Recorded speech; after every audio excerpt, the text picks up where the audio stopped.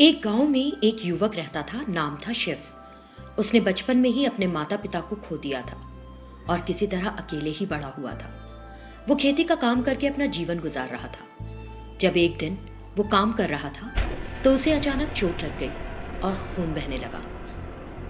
ओह, अब बहुत दर्द हो रहा है।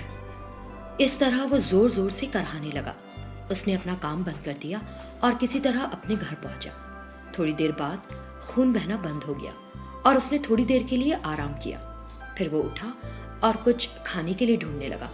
उसके हाथ में चोट लगी हुई थी, इसीलिए खाना नहीं बना सकता था। उसकी आंखों से आंसू बहने लगे। वो बहुत उदास महसूस कर रहा था। माँ, पापा, मैं आप दोनों को हर दिन याद करता हूँ, लेकिन आज तो दिल आपसे मिलने के लिए तड़प रहा है। पता है क्यों? मेरा हाथ जख्मी है, मुझे बहुत भूख लग रही है।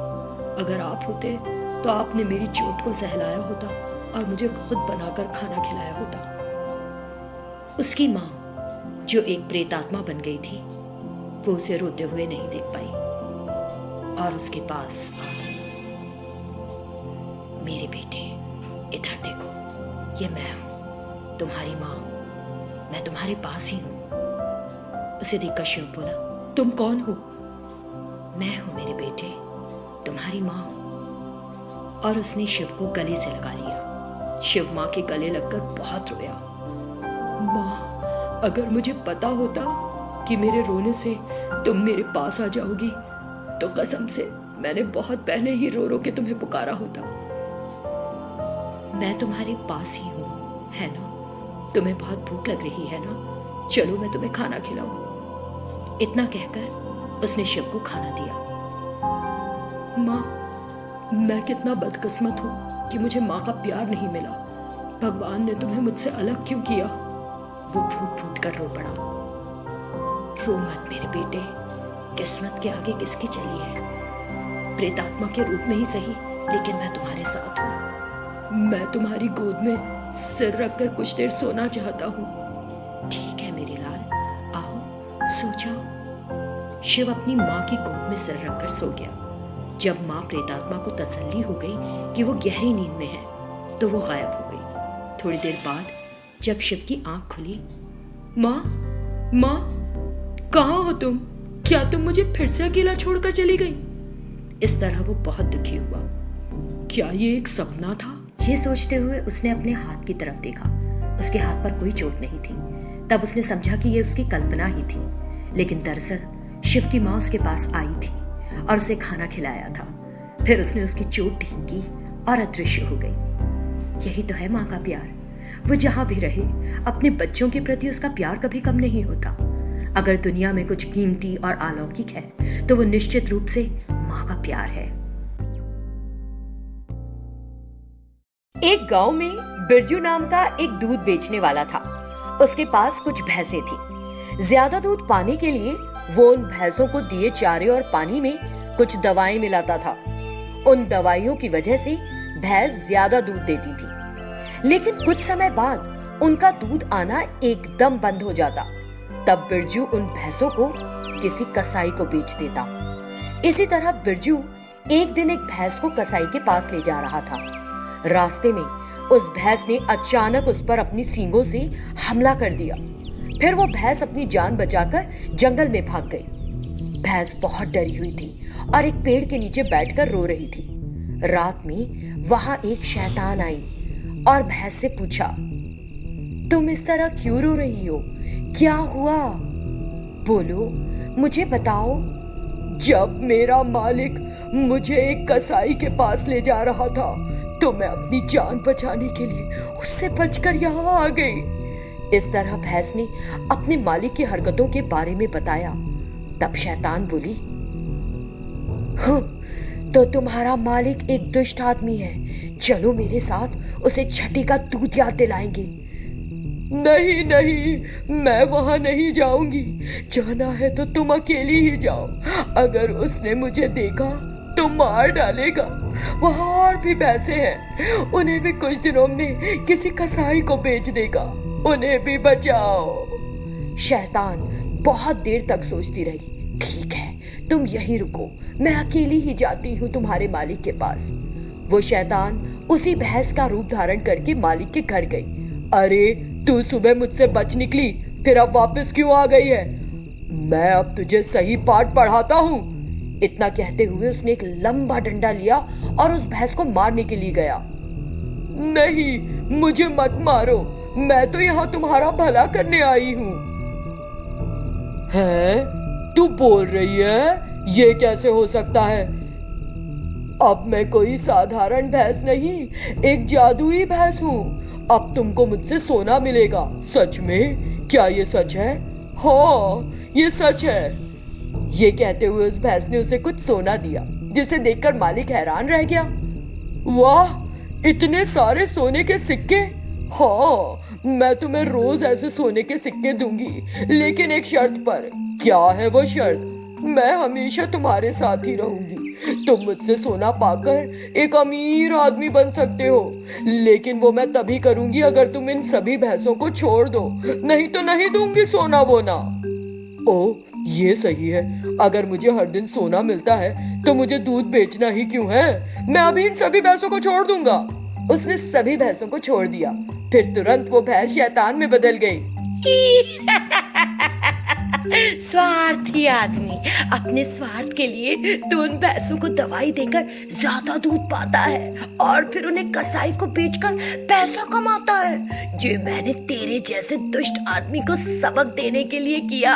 अब भैंस नहीं है, इसलिए अब कर कड़ी मेहनत और जुटा अपनी रोजी रोटी। याद रख, अगर फिर ऐसी हरकत करने की हिम्मत की तो अपनी जान से हाथ धो बैठेगा। ये कहते ही शैतान वहाँ से गायब हो गए। इससे बिरजू की अकली ठिकाने आ गई और उसे अपनी गलती समझ आई। सभी भैंस वहाँ से चली गई और आराम से जंगल में रहने लगी। उन्होंने उस शैतान का उन्हें आजाद कराने के लिए आभार माना। एक दिन कोमली नाम की एक लड़की दुल्हन बनी एक पालकी में बैठकर जंगल के रास्ते से जा रही थी कि अचानक तेज हवाओं के साथ जोरदार बारिश होने लगी। उस पालकी को ढोने वाले बोले, अरे अरे, तेज हवाओं के साथ तेज बारिश भी। तुरंत उन सब ने पालकी को जमीन पर रख दिया और एक पेड़ की ओट में खड़े हो गए। ओहो, शुभ मुहूर्त करीब है, ये बारिश क्यों होने लगी? तभी एक शैतान उनके सामने आ गई। पालकी ढोने वाले डर गए। अरे बाप रे, शैतान शैतान! कोमली को वही छोड़ वो सब भाग खड़े हुए। फिर उस शैतान ने कोमली को देखा। ये कैसी अजीब सी ड्रेस पहनी है तुमने? चेहरा क्यों पोत रखा है? आज मेरी शादी है, इसलिए मैंने दुल्हन की ड्रेस पहनी है। शादी सुनने में तो अच्छा लग रहा है, तो अब तुम नहीं मैं करूंगी शादी। अरे नहीं, तुम इंसान से कैसे शादी कर सकती हो? प्लीज यहाँ से चली जाओ, परेशान मत करो मुझे। तुम्हारी वजह से पालकी उठाने वाले भी भाग गए, मैं अकेली पड़ गई हूँ। अब शादी की जगह कैसे पहुँचूंगी मैं? हो सके तो मदद करो मेरी, और नहीं तो दफा हो जाओ यहाँ से। हाँ नहीं तो तुम्हारा बात करने का तरीका बिल्कुल पसंद नहीं आया मुझे। तमीज नहीं है। मैं तुम्हें दो चॉइस देती हूँ, मैं तुम्हें मार कर तुम्हारे बदन में घुस जाऊं, या तुम्हें मारे बिना सिर्फ तुम्हारा रूप ले लूं और जाकर शादी के मंडप में बैठ जाऊं। नहीं नहीं, इतनी सी बात के लिए कौन मरेगा? ले लो मेरा रूप और कर लो शादी।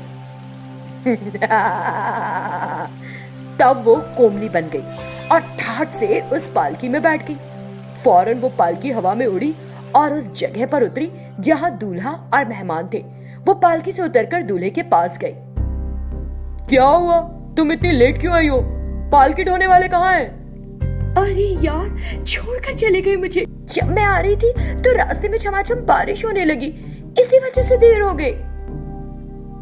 ऑलराइट, पहले ही देर हो चुकी है, जल्दी आओ, शुभ मुहूर्त निकला जा रहा है। और उन दोनों की शादी हो गई। तुरंत वो अपने असली रूप में आ गई। हमने अब शादी कर ली है, आज से साथ रहेंगे। उस शैतान को देखकर दूल्हा डर गया। कौन हो तुम? कोमली कहाँ है? बहुत भयानक हो तुम, मुझे डर लग रहा है तुमसे। क्या पूछ रहा है अंकल? ये मंगलसूत्र तूने ही तो डाला है, डर लग रहा है मतलब पति बन चुका है तू। शैतान उसे वहाँ से ले जाने लगी।